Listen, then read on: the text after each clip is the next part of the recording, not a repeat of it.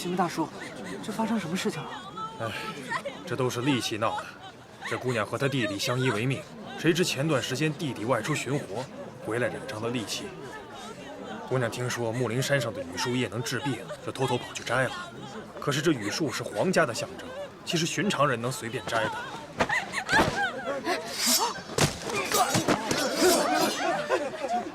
谁？你们几个男人这样欺负一个女人，不丢人吗？你是何人？你别管我是何人，我看不惯你们这些男人。让开！让开！让开！让开！哟，是个女英雄啊！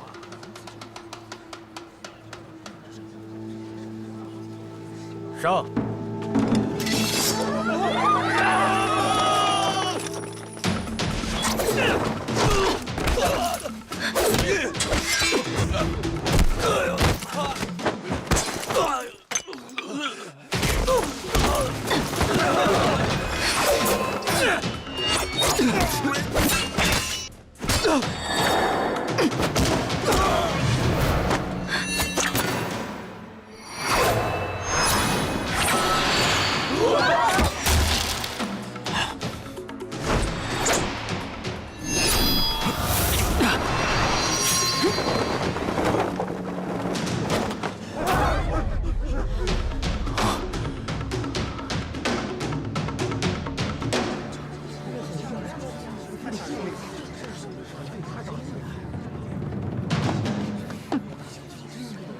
杀了他！住手！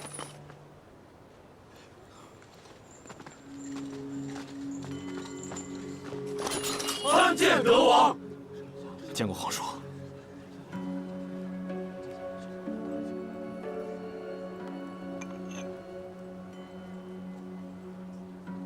大皇子，先把腰带束好，别在咱们五州圣女面前失了面子。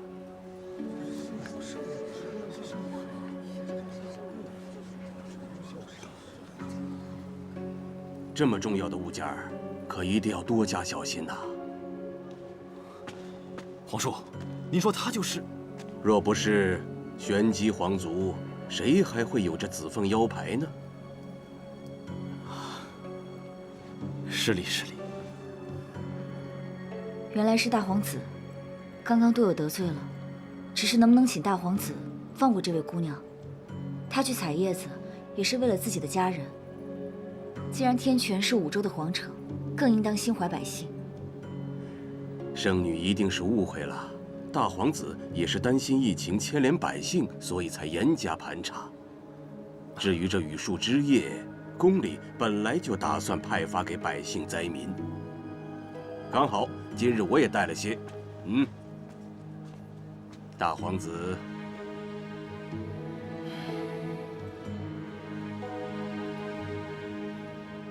太子殿下马上就要回城了，君父皇帝也希望他的子民安康，赶快替陛下行善吧。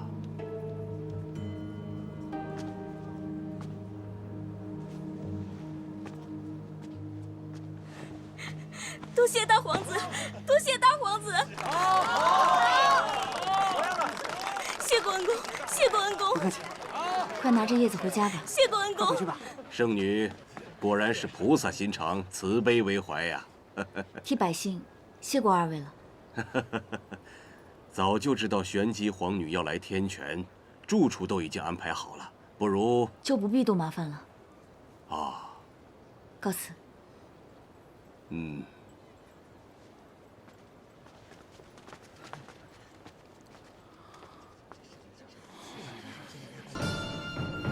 陛下忧心五州子民，闭关禅中为百姓祈福已是数日一不解带。朝堂有一王辅政，本王代为主持。都知今日是无极太子和佛莲公主的纳吉大典，但更为要紧的是五州危垂。眼下需凝结各国之力，共度危难。穹苍神殿所赐予的神力已经入鼎静候，事不宜迟，请各国把带来的疆土都呈上来吧。天权图在本王手上，我先来。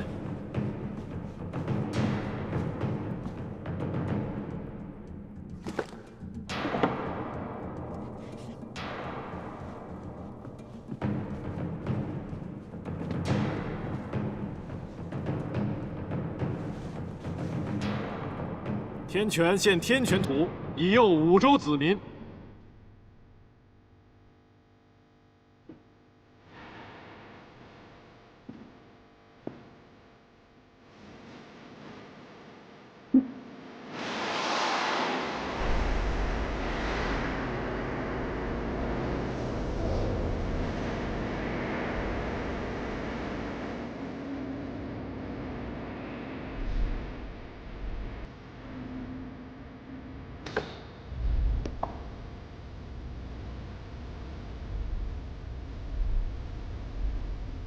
天煞王献天煞图，祈愿五州安泰。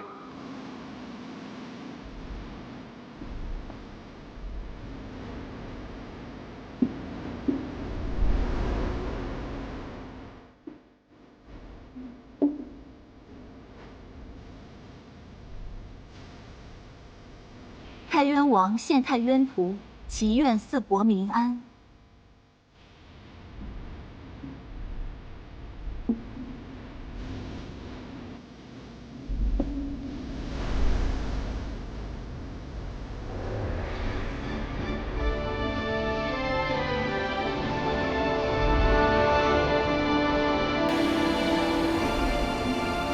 穹苍、天权、太渊、天煞四国之力已然显现，就等着玄机公主前来献上玄机图了。听说这块玄机图非同一般，难道还和我们各国的疆土有什么差别不成吗？是啊，的确如此。这玄机图是由月卓渊千年熔浆固确而成，天地五法。金木水火土，玄机图除了代表着赤火之外，还有凝结聚合五法之神力。那便是说，玄机图是凝合五州神力的关键了。是啊，只有借助玄机图的凝聚之力，把各国的神力凝结在一起，共生共存。那玄机王女呢？如此重要的场合，怎么迟迟都看不到她人呢？玄机王女到！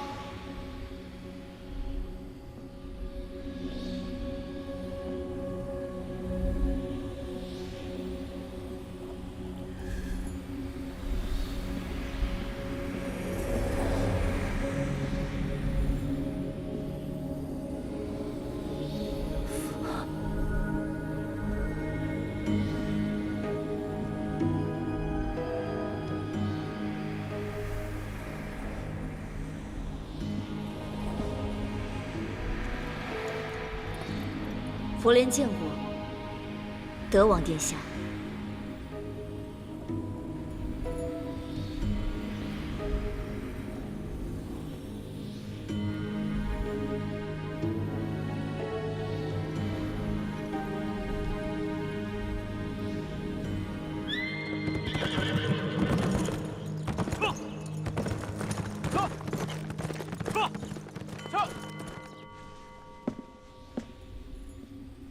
公主，想必公主还都不认识诸位吧？这位是太渊的德夫人，这位是天煞的恒王。久仰五州圣女大名，普渡天下慈悲心肠。今日一见，果然气质脱俗，俏丽过人呢。恒王的名号，佛莲早就如雷贯耳。早就听说战家兄弟兄友弟恭，情深义重，实在是令人羡慕。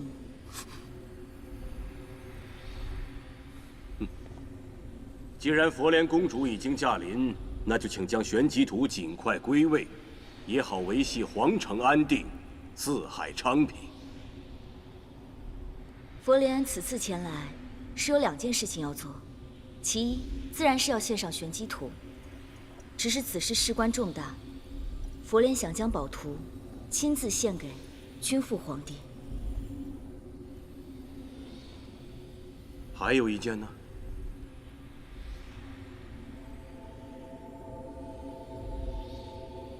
天煞王勾结太渊奇阵，出兵逼宫轩辕王，还将此事的罪名推给烈王战北野。还有一事，就是我要为烈王战北野讨回公道。烈王私自领兵出关，本就犯了王庭的大忌。佛莲，你是受了谁的指使？怎么能这样指责天煞王？战南城想要得到长汉山，跑来勾结奇阵，共同联手颠覆轩辕王族。只可惜奇阵兵败而走，战南城的如意算盘落了个空，却还不忘把罪名推给战北野。恒王，我说的可属实？你一派胡言！殿下，佛莲公主也不知从哪听来的谣言，这……哎，今日是5州共济之时，关系到天下苍生的万千福祉。各国的政务私事，合作纷争，暂且不议了。不议？那要天穹皇城有何用？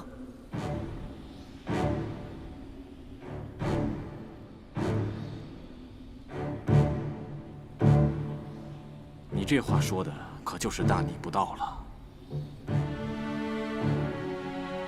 5州天下本就分为天穹皇城与其他诸国。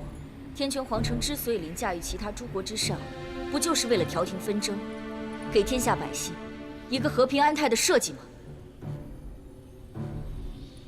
若是王室操戈，蓄意挑起战乱也算是私事的话，那什么才算是大事？什么才算天穹皇城应该管的天下事？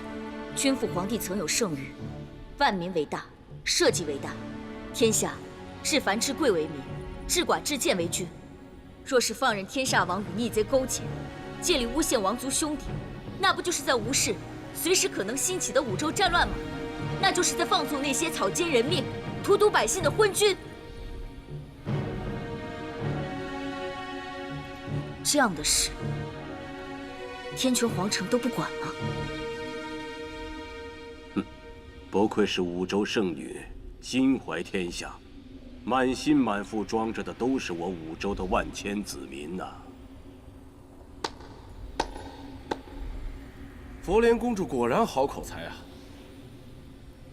只是在下有一事不解：你与烈王平日素无交接，怎么突然间成了他的说客？难道说佛莲公主放着天权的太子妃不愿做，偏偏想做我天煞烈王的王妃？啊？猴王殿下，各国联姻之事，自有天权皇城做主。无极太子的婚事，可开不得玩笑。我此次说的这番话，并不是为了烈王，也不是为了针对其他人。我只知道有冤屈就要说出来，还请天权皇城为我做主。此事，这事就到这儿吧。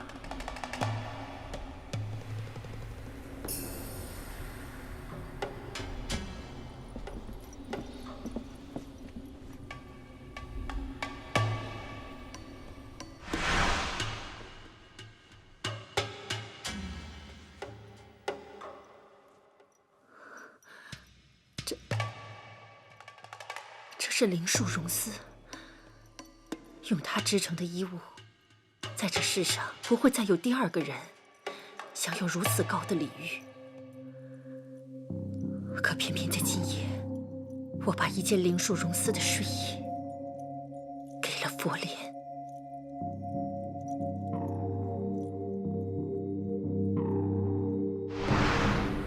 调停各国的确是维系安定的大事，但如今5州合力却是生死攸关。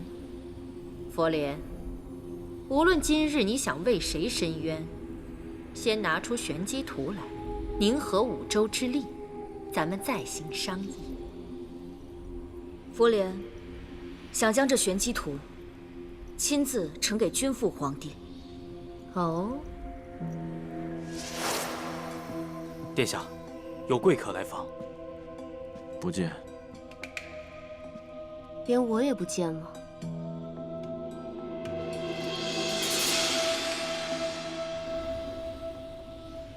这都是以五州社稷为血脉的子民，皇帝和皇后又有什么区别？佛莲公主，您推三阻四，遮遮掩掩，难道这玄机图没在您的身上？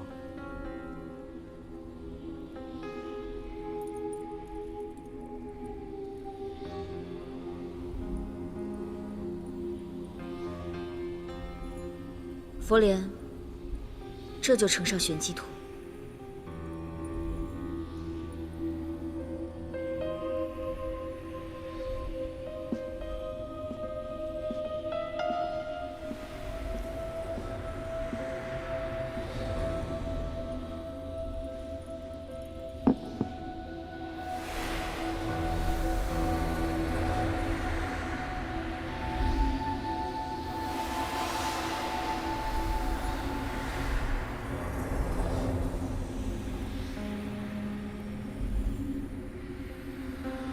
这玄机图有凝聚五州神力的合纵之效。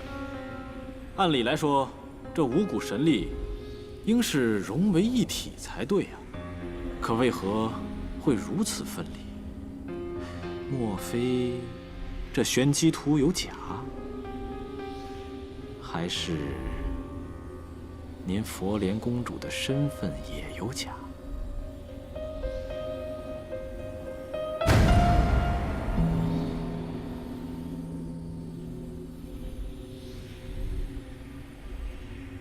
皇后，我有一事禀报。玄机王女佛莲到。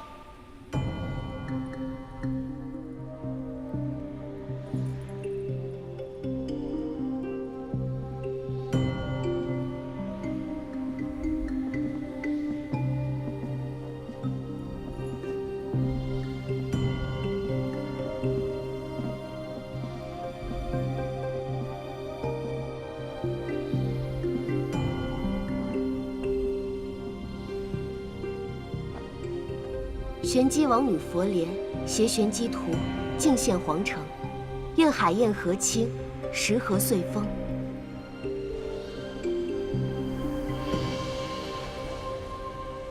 姐姐，姐姐，你的病好了，你何时进的城？你为何不告诉我呢？您是？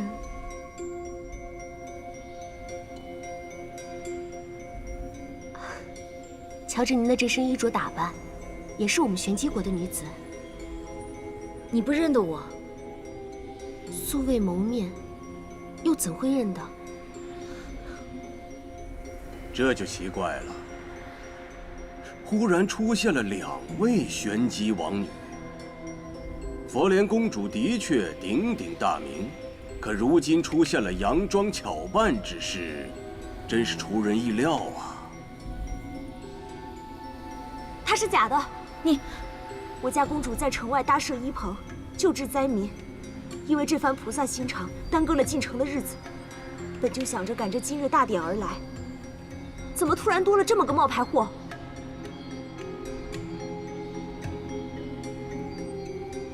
是吗？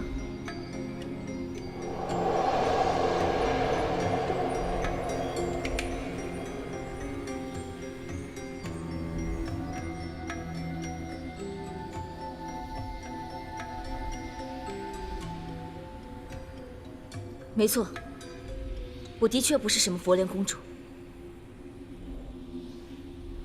前几日在城外，我见到了这位佛莲公主，她正在为灾民们医治戾气，倒是一副圣女的模样。不过后来她突然病倒了，说是感染了瘟疫，躺在病床上的时候，死活把紫凤玉佩还有玄机图交给我，让我交给天权的皇帝。我看她那时病倒在床，所以才答应了她。姑娘，你一定是搞错了。我从未得过戾气，你也不可能得戾气。众所周知，我们玄机王室素有秘传荣凤内丹，所有的王族血脉，自出生之日便会服下。有此丹药，便百毒不侵。我是玄机王女，又怎么可能会沾染这种疫病呢？就是啊，早就听闻这玄机王氏的内丹功效神奇。若真是玄机王女，她自然不会被这小小的瘟疫给害了呀。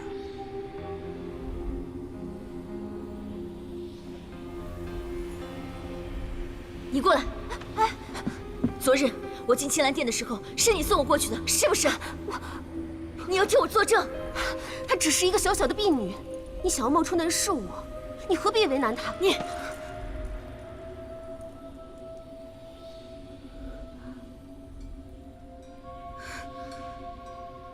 昨日是翼王殿下接我入宫，我在青兰殿见了元皇后，元皇后还留我过夜。这桩桩件件，哪一件是假的？请元皇后还有翼王为我作证。昨日我身子染了风寒，一直都没有出过宫门，更别说去接什么人进宫了。昨日你何时来过青兰殿？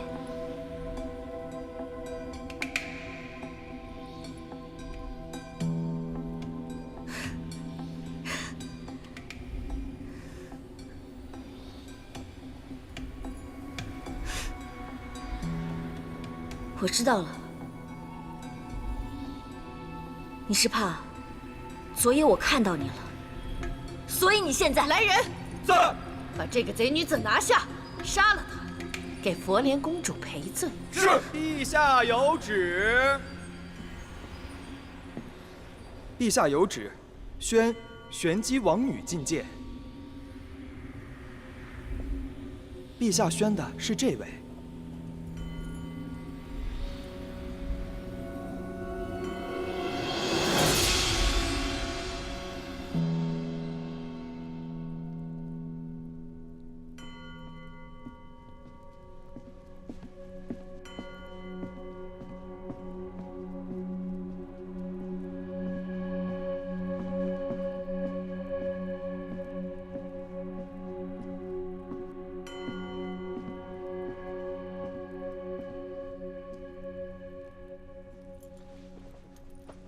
陛下，起来吧。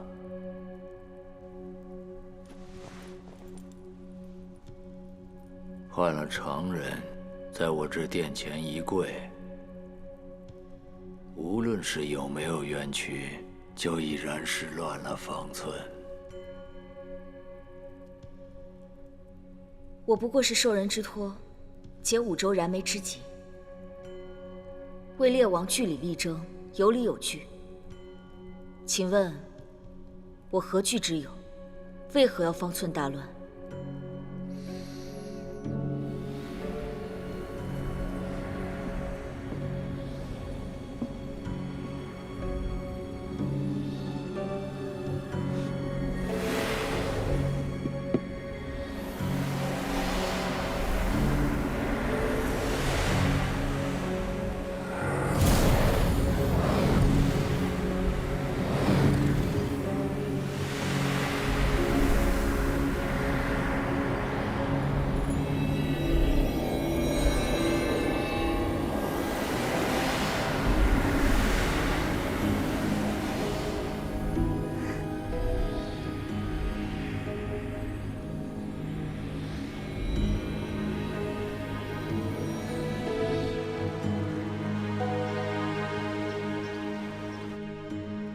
怪不得你们在太原闹得风生水起。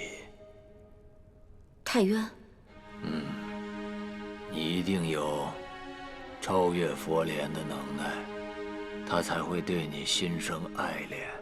可是姑娘，你的体内并没有玄机王族的血脉，怎么可以和天权的太子相提并论？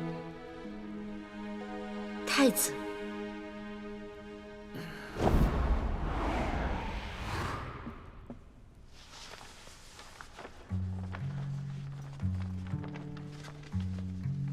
他在你的面前也许叫轩辕民，也许是叫袁兆许，或许还有其他别的名字。但是在天泉这个地方，他是太子，他是皇储，他只有一个名字，叫长孙无忌。长孙无忌，我是不是骗子呢？真的不一定。但你呀，肯定是个冒牌货。想好好活命，把嘴闭起来。你到底是谁啊？骗子！等我揭下面具的那一天，你就知道了。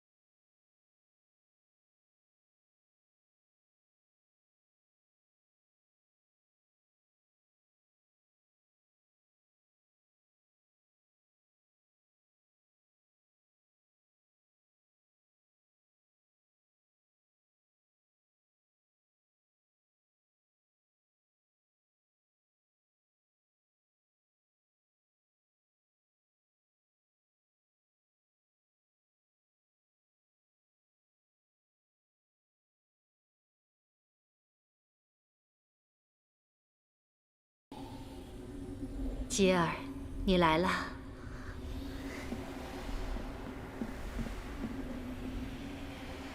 无忌太子，好久不见。公主，我是玄机佛莲，是太子您。玄机图事关五州生死大局，佛莲公主能够亲自前来献图，解决羽术衰微的燃眉之急，无忌在天泉皇城谢过了。佛莲此行，不仅为了五州。更是为了太子殿下。我也等你很久了。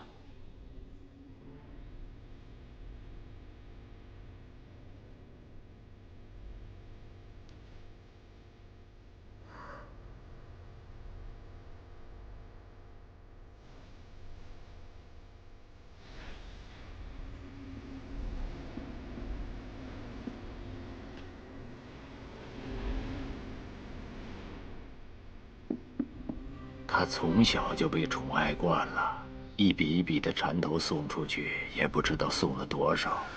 正所谓是公子年少不识愁啊，所以他四处风流。只是他这么做，一定是伤了姑娘你的心。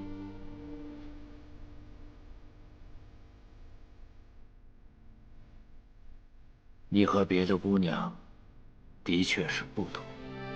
他对你是动了真心的，可是你必须要明白，身为太子，他走的每一步都是身不由己的。太子的联姻，事关江山社稷，事关天下苍生，所以他选择了佛莲。这个选择在他16岁那年，在玄机定下来的。正巧今日所有王室的人都在，不如趁这个好日子，把天泉和玄机的联姻拟定诏书，昭告天下吧。无极，你来晚了，错过了一场好戏。刚刚就在这大殿之上，竟然有人冒充佛莲圣女，招摇撞骗。玄机圣女佛莲誉满天下，难免有些不识抬举之徒，想要学个2、3分。如此跳梁小丑，处理了便是。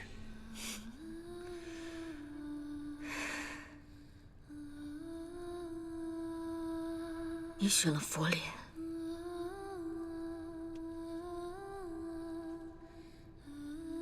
至于说他是不是在心里面真的喜欢佛莲，或者说他到底有几分喜欢佛莲，这个有这么重要吗？他从小受的教化，太子的联姻就应该是以社稷为重，以利益为重，在利益和感情之间，他会选择利益，而且这种选择是他毫不犹豫就可以做出来的。无极太子跟佛莲公主本就是天造地设的一对。而今你假冒佛莲的身份，攀附太子，你该当何罪啊？我从没想过要冒充谁的身份去攀附谁。就算今天我穿着这身衣服站在这儿，也不是为了什么天权太子。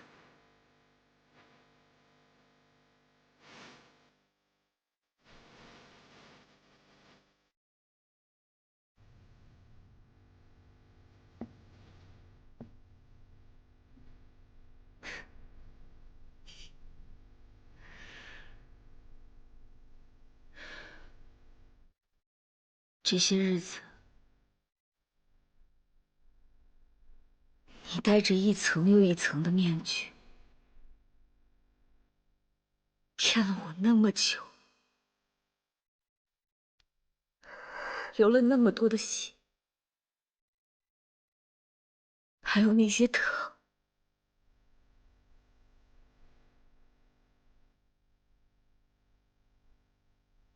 都是假的吗？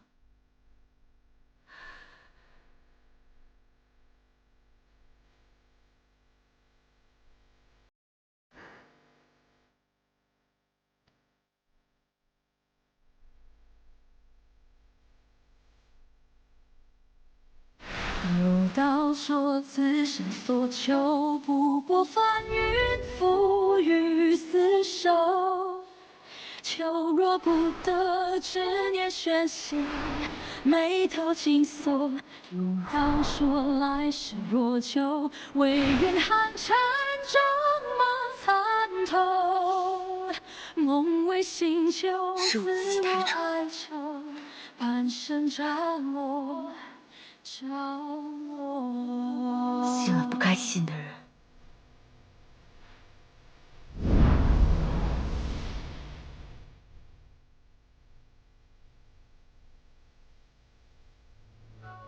你错就错在认识了不该认识的人，而且错误地对他寄予了希望。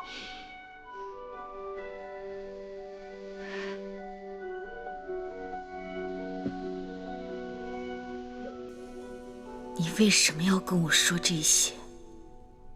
所谓江山社稷，所谓荣辱生死，包括你我在内，就像这炉子里面所有的材料汇聚在一块儿，熊熊烈火之下，用心力和时间凝聚成一粒小小的丹药。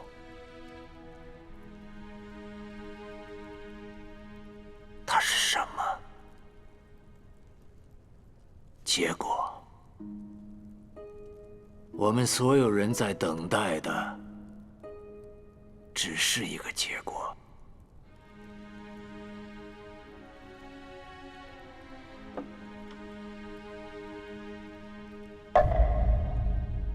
皇后该吃药了。是。目前看起来，雨树的衰弱已经得到了抑制。难道还会有其他变化不成？神力与邪力，向来是此消彼长。如今五洲各国都有异动，这股邪力势必非同一般，怕是需要各国联手应对。皇后，今日的仙药已经炼好了。本宫今日不太舒服，先放下吧。皇后身子骨弱，陛下说必须按时进补，还请皇后不要为难小的。许是这药太苦，母后不愿意吃，先搁这儿吧。可是，要有事我来担，退下。吉儿，你父皇也是一片好心，母后吃了便是。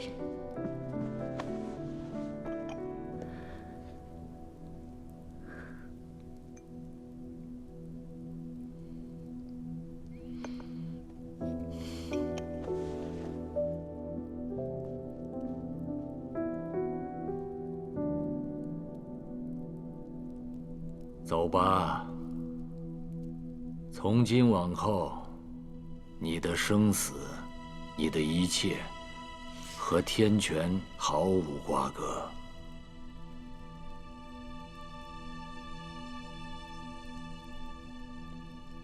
今日没有其他的事情，便先散了吧。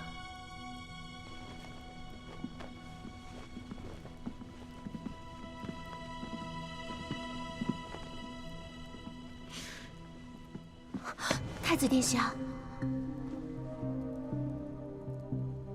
公主连日操劳，想必也累了，早点回去歇着吧。佛莲有个小小的请求，不知殿下可否赏脸？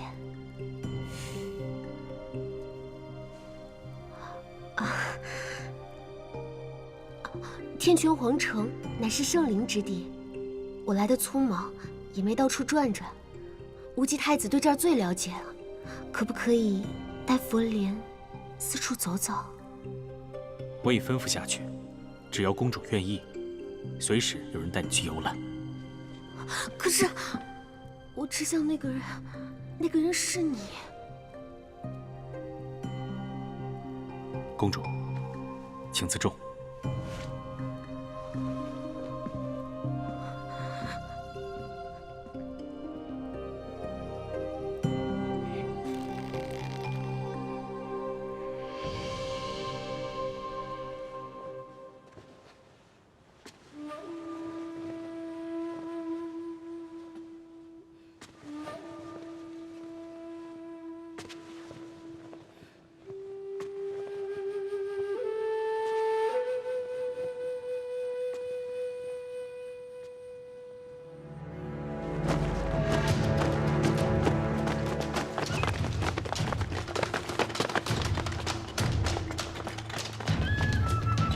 大胆逆贼，竟敢冒充玄机公主，给我拿下！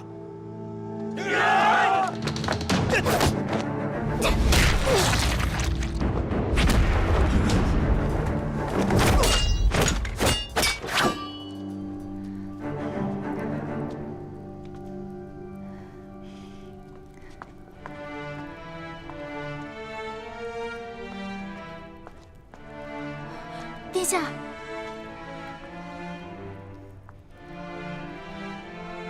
怎么了，千雪？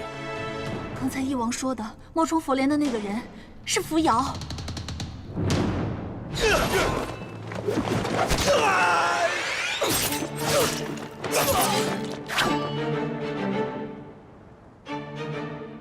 你早就和佛莲勾结好了，等着害我是吧？少废话，交出紫凤腰牌，本王可许你个全尸。先看你的腰带系好了没有。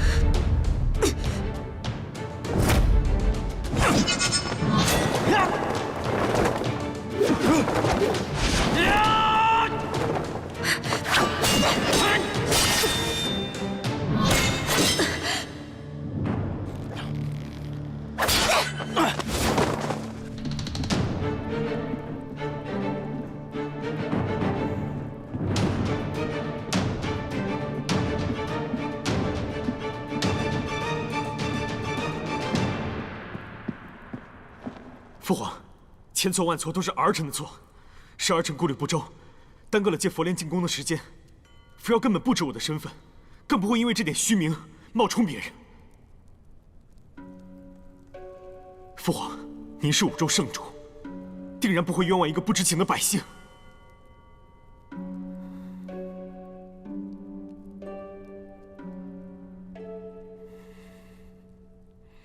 父皇。从小到大，我从未请求过些什么。但是今日，请您网开一面，放过他。若要论处责罚，全由无忌一人承担。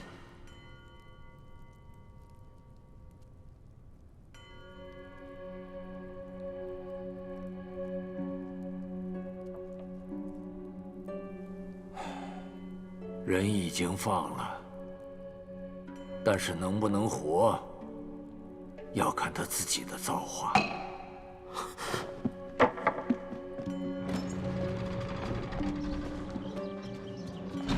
公子，扶摇出事了，立刻派所有羽卫去找。是。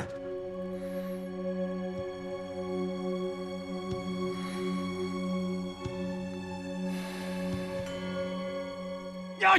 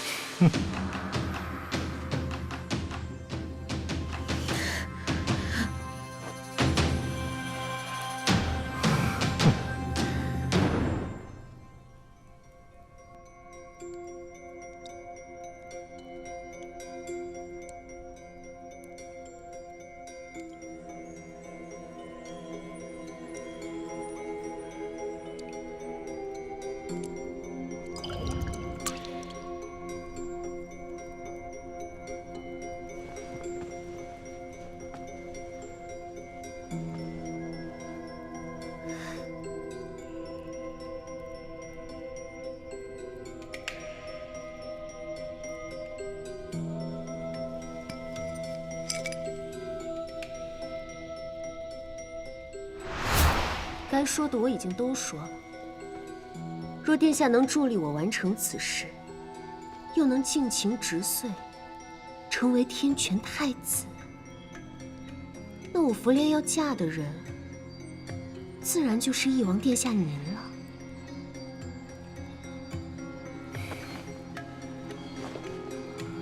那就一言为定。翼王殿下鼎力相助，这份情谊，佛莲记下了。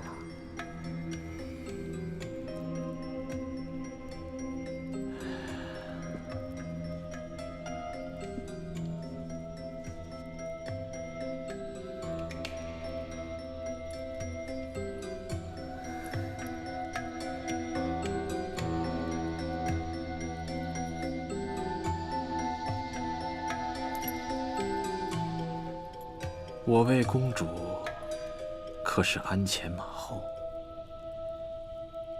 连公主你不喜欢的人，我一并都给干掉了。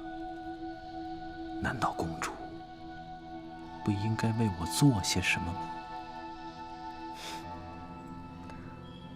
此人武功高强，身怀绝技，翼王不是没吃过他的亏，应该知道，单凭殿下您的本事，是绝不可能拿得下他的。要不是这几日我未雨绸缪，让巧玲一直跟着，在他的三餐里动了些手脚，此刻殿下您能否站在这里，恐怕也还是未知啊。好啊，公主既然如此深谋远虑，那想必拿下无极也是信手拈来了吧？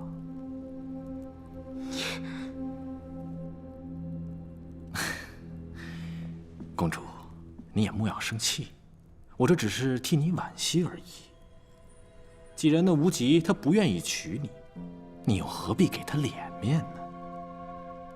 何况这天权的皇子又不止他无极一个人。如果你嫁给我，我定不会辜负你。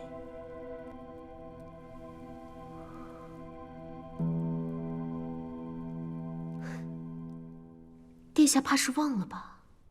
昨夜我答应下的事，若您当上了太子，我自会义无反顾地嫁给你。你就非要去当那太子妃？是。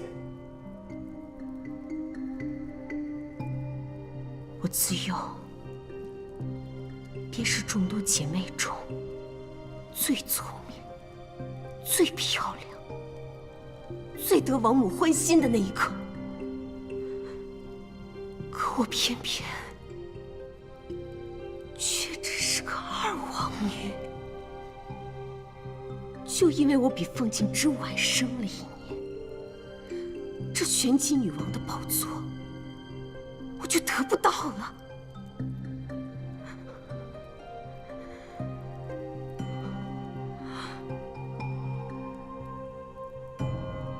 我这一生从来都没输过，唯有这件事，无论我怎么做，无论我怎么努力，我都赢不了。我能怎么办？要么我就做一个默默无闻的玄机二王女，要么我就成为全五州最尊贵的女人，连那玄机女王都必须仰视我。我要成为天权的皇后。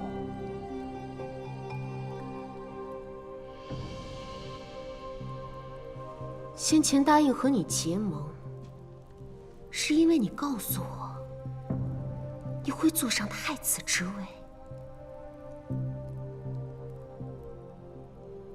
就算我爱惨了武吉，为了当这个皇后，我也可以牺牲了她。可眼下，殿下您还没当上太子，所以说过的那些话便不作数了。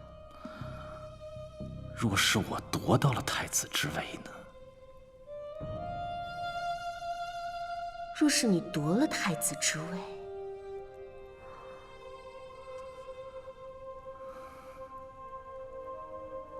那我便是你的女人了。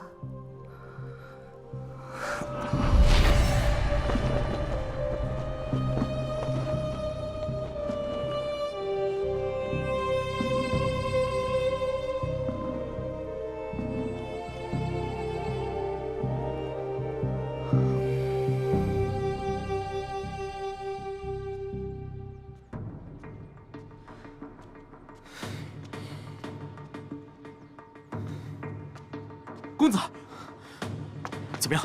有消息吗？有人抓了佛莲身边的巧灵，严刑逼供之后说他被誉王带走了。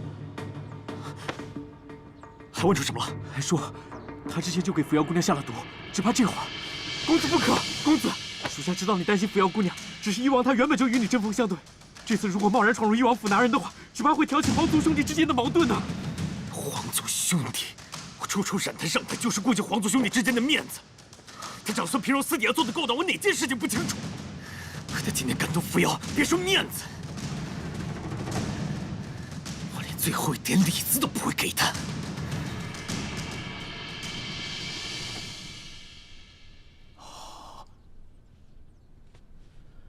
玄机国虽有金山银山，但他们却不产玉石。这上好的玉镯放眼五州，怕是再也找不着第二只喽。你现在就命人把他送到佛莲公主的官驿去。是。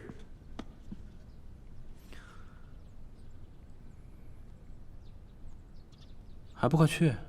殿下，听说太子正满城的找那个假佛莲呢，闹得沸沸扬扬的。看来太子倒是挺在意这个假佛莲呢。好啊，他无极在意的人，那我就一定不让他好过。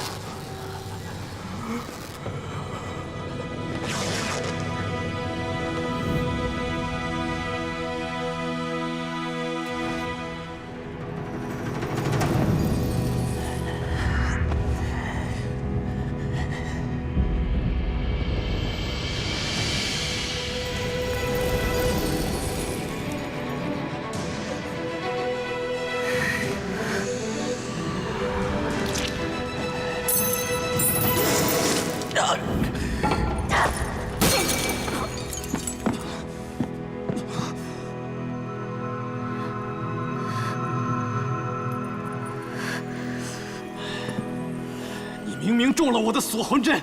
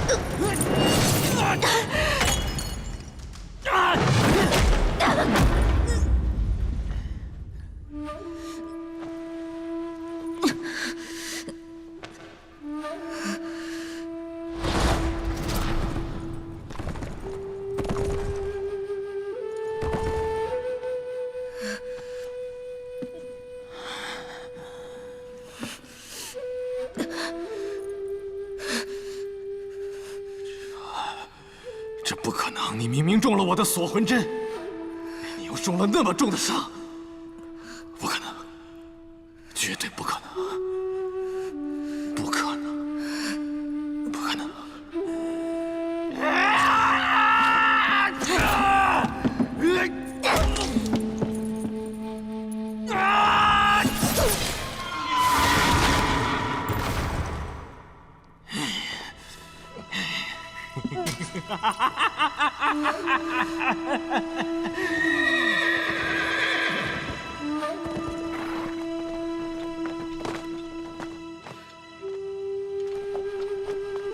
让开！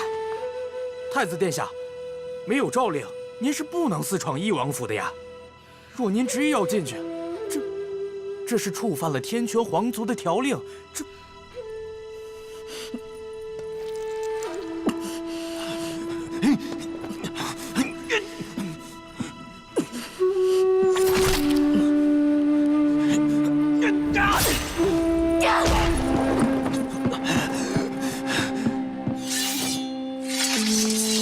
太子殿下，若您再往里去，按照天权的规矩，他们可是要拦您的路了。上诏太子殿下小的要死，放您进府小的还是得死啊！太子殿下。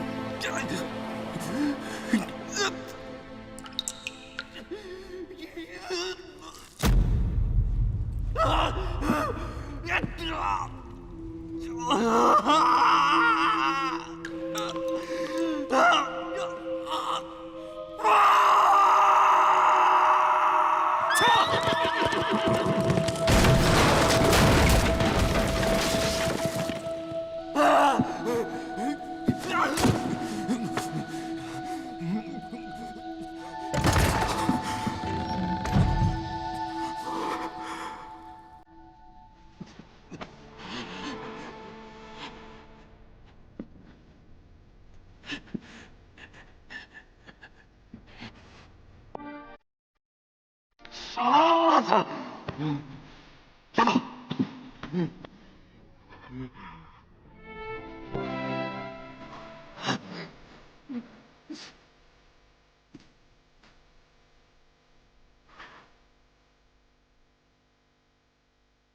你来了。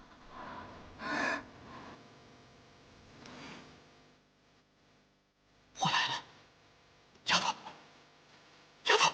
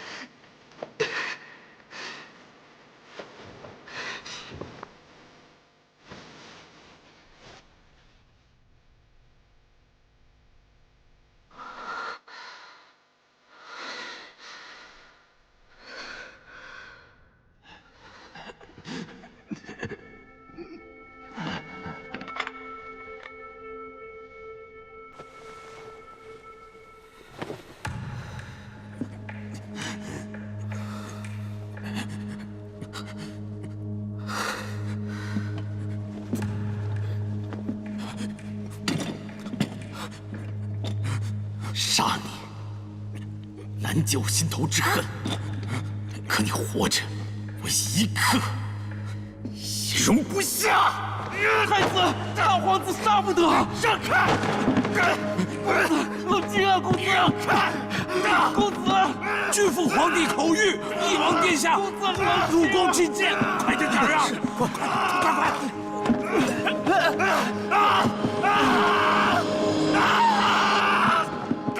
公子，冷静！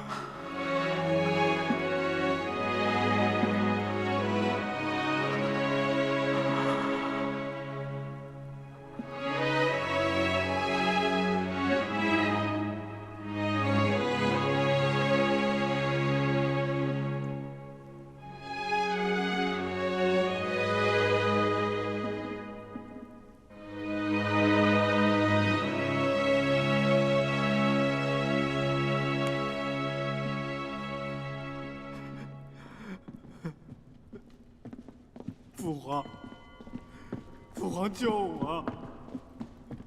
父皇救我！无极他要杀我！父皇！如果无极真的动手，抬进来的恐怕是你的尸体。父皇！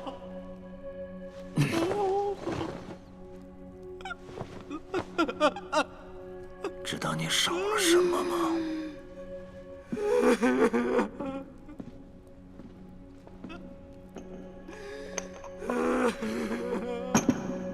你想做太子，这并不是什么坏事情。可是，偏偏你又不够聪明。无极穹苍10年学艺，你自以为有了机会，大费周章笼络人心。可是到头来呢，却败在了一个假佛莲的身上。你知道皇家最在意的是什么吗？颜面。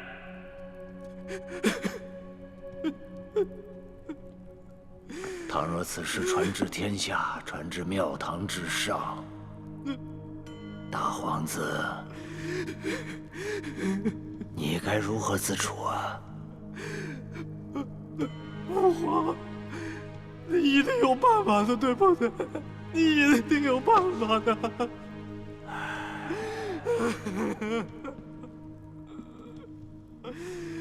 勉强活着吧，毕竟你是我的骨肉。父皇，你要替我做主啊！你要替我做主啊！父皇，暂时无碍了。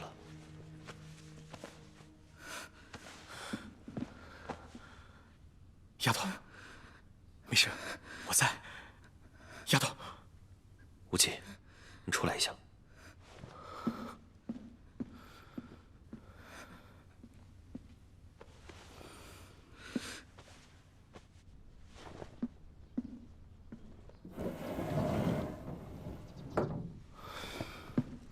他怎么会伤得这么严重？长孙平荣早年间曾拜于是圣者星辉门下，学了些本事，可我从未在意。没想到他竟然练成了这招星辉圣手，是我大意了。这套武功毒性非常，加上服药已有邪毒在身，几重毒素叠加在一起，常人早就应该死了。现在，一方面封印之毒吞噬着其他毒素，另一方面，封印之毒越来越强，如果再拖下去，只怕会怎么？只怕怎样？你说啊！只怕性命堪忧。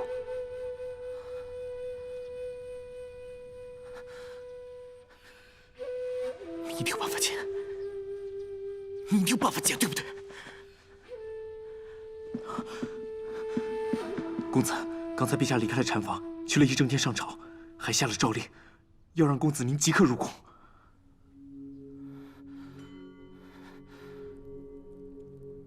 臣已率部彻查过了，行刺一王的凶手，正是假冒佛莲公主之人。如此疏漏，使我等护驾不周，请陛下恕罪。假冒玄机王女，行刺长孙皇族子嗣，这个人得死。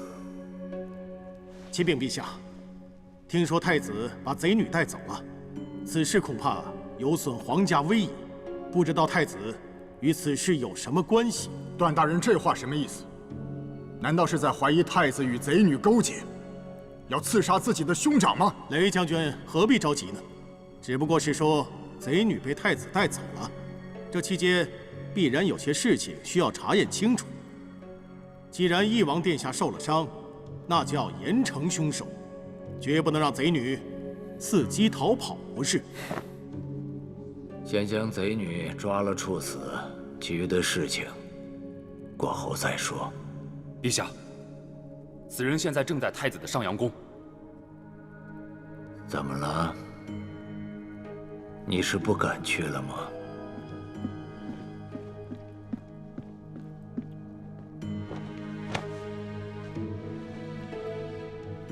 父皇，太子殿下，今日冒充佛莲公主的贼女犯了重罪，臣奉命要捉其归案。听说是太子把她带走的。扶摇的确在儿臣府上，但要不要抓他，还请父皇稍等片刻再做决定。儿臣想请父皇借一步说话。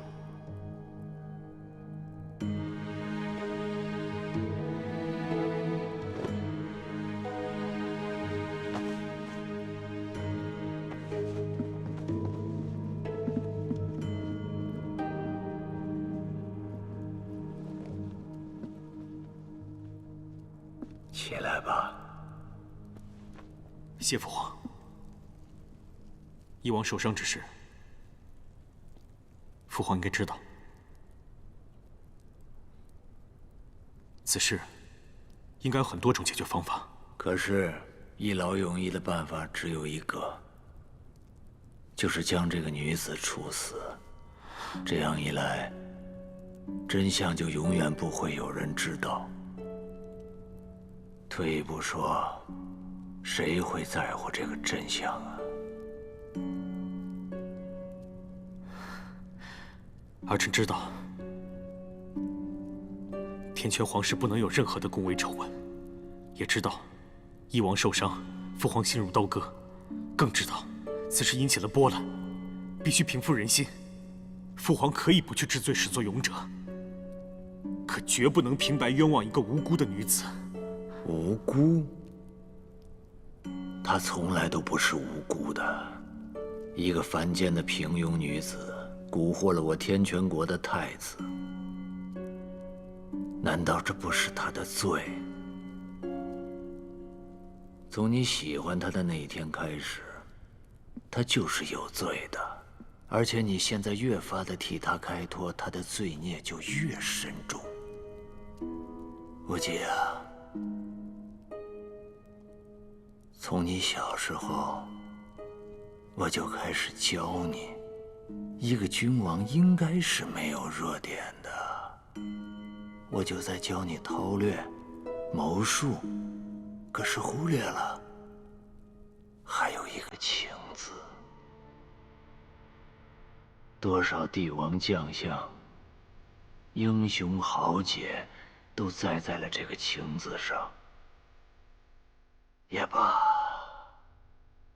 朕今日就替你斩了这个情字。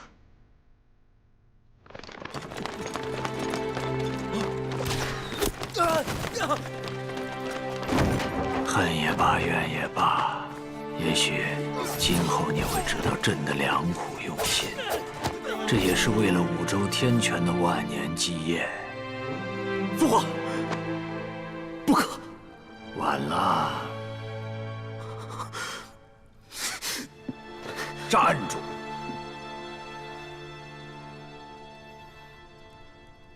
出了这个门，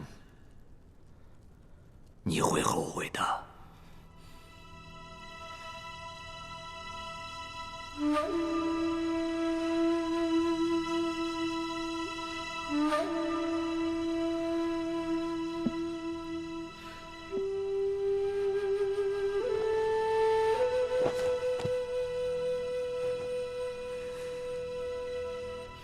父皇，恕罪。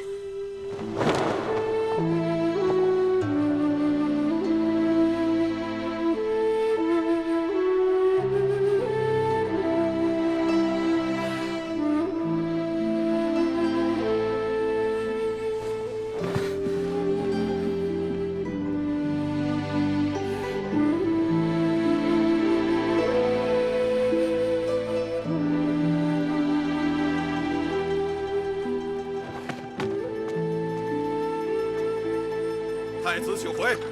太子请回。我现在去救人，你们谁也别拦我。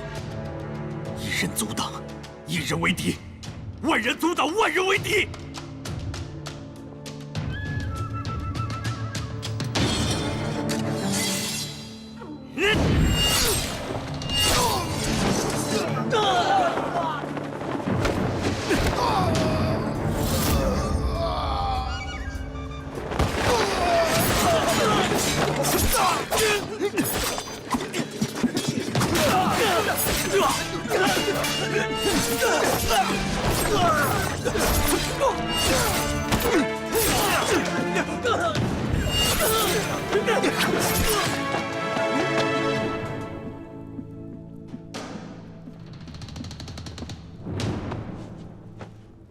陛下，太子他破了守卫，眼看就要离宫了。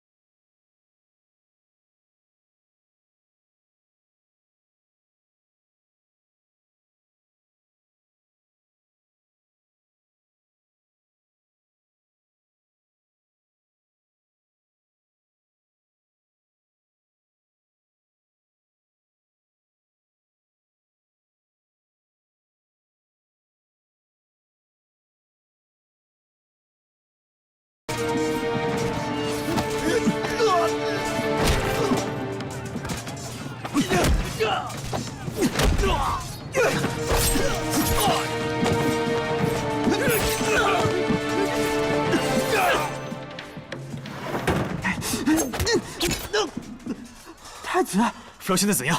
他快不行了，你快看看他吧。